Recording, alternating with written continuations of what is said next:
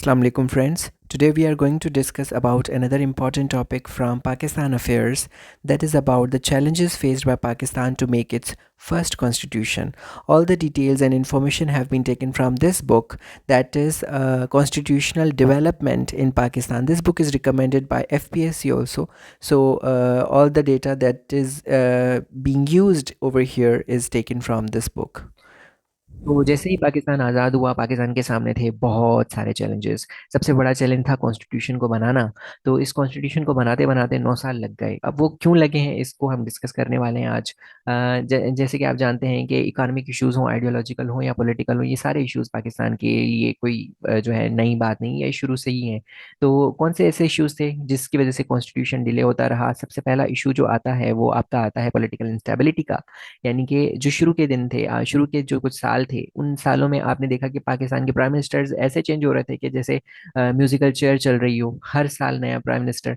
जिसकी वजह से क्या हुआ कि जो पॉलिटिकल इंस्टेबिलिटी है उसने जन्म लिया, जिसकी वजह से आपका कॉन्स्टिट्यूशन जो है वो डिले होता चला गया।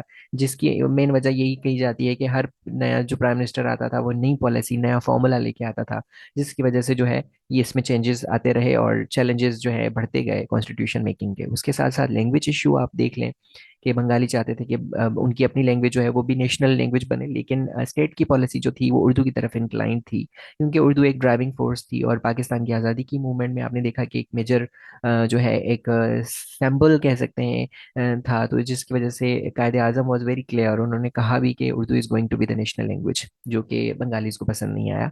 जिसकी वजह से प्रोटेस्ट हुए, बहुत ज़्यादा इशू क्रिएट हुआ। तो कॉन्स्टिट्यूशन मेकर्स जो थे वो उनके लिए एक बहुत बड़ा चैलेंज बन गया था कि क्या करें, अब कैसे इस चीज़ को हम सेटल करें। उसके साथ साथ आपने देखा कि ईस्ट और वेस्ट की रिप्रेजेंटेशन के ऊपर जो है वो भी बहुत बड़ा इशू था। जैसे हमने कहा कि अनइक्वल रिप्रेजेंटेशन थी, जिसकी जो कि हम आगे अभी डिस्कस भी करने वाले हैं ड्राफ्ट्स के अंदर। बंगाल जो था, बांग्लादेश, वो उनको एक यूनिट कहा जा रहा था, जबकि उसकी आबादी जो थी वो हमारे जो वेस्ट पाकिस्तान है उससे ज़्यादा थी। लेकिन जबकि वेस्ट पाकिस्तान के अंदर 4 प्रोविंसेस बनाए गए थे। तो ये एक इशू था। उसके अलावा लिंग्विस्टिक डिवाइड बहुत ज़्यादा था। यानी कि वहाँ पर उर्दू बोली या समझी नहीं जाती थी ईस्ट पाकिस्तान में, जबकि वेस्ट पाकिस्तान में बंगाली समझी नहीं जाती थी। That was another issue. Power का अगर हम कहें तो पावर का वाज अनदर मेजर इशू। सारी पावर जो है वो कंसंट्रेटेड थी वेस्ट पाकिस्तान के अंदर।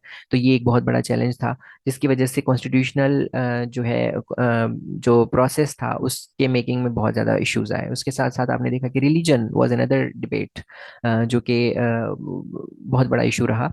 कि हम इस्लामिक जो है कंट्री ऑफिशियली बने या ना बने, या एक्सट्रीमिस्ट और जो लिबरल व्यूज थे जो हमारी पब्लिक थी उसके, या जो उलमा थे। तो ये एक बहुत बड़ा कॉन्स्टिट्यूशन मेकर्स के लिए चैलेंज बन गया था कि किस तरीके से ऐसा कोई मिडवे ढूंढा जाए जिससे कि दोनों ही जो व्यूज हैं, जो फिक्शंस हैं, या जो दोनों ही एक अलग डाइवर्स ओपिनियंस है, उनको सेटिस्फाई किया जा सके। तो ये एक अदर इशू था। उसके साथ साथ सेंटर वर्सेस प्रोविंसेस का इशू बहुत ज़्यादा चला। सेंट्रलाइज्ड अथॉरिटी और प्रोविंशियल जो है डिमांड्स, ये एक बहुत बड़ा इशू बनी रही कॉन्स्टिट्यूशन मेकर्स के लिए। जो कि उस टाइम पे आप देखें कि जैसे आपने यूएस के अंदर देखा होगा, फेडरलिस्ट और एंटी फेडरलिस्ट की जंग, इसी तरीके से यहाँ पाकिस्तान के अंदर भी जो अर्ली डेज में यही इशू था। हालांकि ये इशू अभी भी पाकिस्तान के अंदर मौजूद है, लेकिन उस टाइम पे जो है सेंट्रलाइज्ड हो सिस्टम, या प्रोविंशियल डिमांड्स को जो है फुलफिल करने के लिए प्रोविंस को पावर्स दी जाए।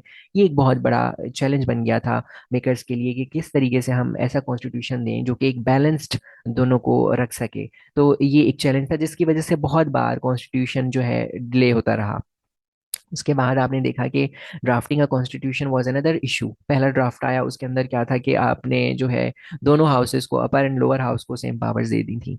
लेकिन उसके साथ साथ ये चैलेंज भी आया कि आपने बांग्लादेश को इक्वल कर दिया बलूचिस्तान के पावर के। यानी कि जो रिप्रेजेंटेशन होगी वो बंगाल की as a one unit, as वो होगी, जो कि जैसे कि एक बलूचिस्तान की है, जो कि बंगालियों के लिए बहुत ज़्यादा एक अनएक्सेप्टेबल था। उनका यही कहना था कि देखें, हमारी जो पॉपुलेशन है वो वेस्ट पाकिस्तान से ज़्यादा है। इसके बावजूद हमें ट्रीट किया जा रहा है वहाँ के एक छोटे से प्रोविंस, यानी कि फॉर एग्जांपल उस टाइम अगर बलूचिस्तान था तो बलूचिस्तान के या जो सिंध था तो उसके मुताबिक जो है डील किया जा रहा है। तो ये एक चैलेंज बना रहा जो कि उन्होंने रिजेक्ट किया। तो उसके बाद फिर सेकंड ड्राफ्ट आया, सेकंड ड्राफ्ट में जो रिप्रेजेंटेशन आई उसमें फिर पंजाब ने उसको अपोज किया, और पंजाबी जो पॉलिटिशियंस थे उन्होंने ये कहा कि देखिए आप एक यूनिट को हम सारे चारों यूनिट्स के बराबर जो है उसमें पावर दे रहे हैं। तो वो वाला जो सोल्यूशन आया जो सेकंड ड्राफ्ट में जिससे कि बैलेंस किया गया, तो उसके खिलाफ फिर पंजाब के पॉलिटिशियंस ने प्रोटेस्ट किया और चैलेंज बना रहा। तो ये पॉलिटिशियंस ने जो है इस चीज़ को बहुत ही ज़्यादा क्या कहते हैं कि ख़राब किया इस सिचुएशन को, जिसकी वजह से जो कॉन्स्टिट्यूशन मेकिंग है वो डिले होती रही। उसके बाद ग्रीडी पॉलिटिशियंस, यानी कि हर पॉलिटिशियन अपनी पावर के हिसाब से जो है वो रीजनलिज्म को प्रमोट कर रहा था, अपने रीजन को जो है वो फोकस दे रहा था, नेशनलिज्म की तरफ लोगों को नहीं ले जाया जा रहा था। It was an opportunity for those politicians के वो जो है इसको एक्सप्लॉइट करके अपनी तरफ अपने गेन्स हासिल कर सकें, अपने पावर को हासिल कर सकें। तो अपने इंटरेस्ट को उन्होंने सबसे ऊपर रखा, जिसकी वजह से जो है कॉन्स्टिट्यूशन डिले होता रहा। उसके अलावा बंगालीज की जो अनफेयर ट्रीटमेंट की फीलिंग थी वो भी बढ़ती गई। लैंग्वेज का इशू ले लें या उसके साथ साथ पावर की रिप्रेजेंटेशन ले लें, तो ये बहुत सारे इश्यूज थे जिसकी वजह से मार्जिनलाइजेशन हुई उनकी स्टेट की तरफ से। जो डिस्क्रिमिनेशन नज़र आया, उनको निगलेक्ट नज़र आया, इसने उनके अंदर जो है अनफेयर ट्रीटमेंट की एक फीलिंग पैदा की, जिसकी वजह से वो डिसइनफ्रेंचाइज हो गए और वो प्रोटेस्ट की तरफ चले गए। तो ये एक और चैलेंज था। उसके इन सारी चीज़ों की वजह से जो है डिले होता रहा रेटिफिकेशन जो है हमारे कॉन्स्टिट्यूशन का, और बिलाखिर 1956 में जाके हमारा कॉन्स्टिट्यूशन जो है वो बना, जो कि फिर 1958 में अब्रोगेट किया गया था। तो ये वो सारे मसाइल थे जो कि जिनकी वजह से 9 साल लगे कॉन्स्टिट्यूशन मेकिंग को, ऑलमोस्ट अ डिकेड। तो जिसकी वजह से हम जो है बहुत सारे इश्यूज से शुरू से ही घिर गए थे, और जिनसे हम ओवरकम करने में बहुत ज़्यादा हमें टाइम लगा। जैसे कि आपने देखा कि फिर उसकी वजह से वेस्ट पाकिस्तान 1971 में जो है वो वाला वाक़या आता है, फॉल ऑफ ढाका। तो ये सारे इश्यूज है जिसकी वजह से कॉन्स्टिट्यूशन मेकिंग जो है वो डिले होती रही है। Thank you so much. If you understood this topic today, you must subscribe to us, keep watching and supporting us.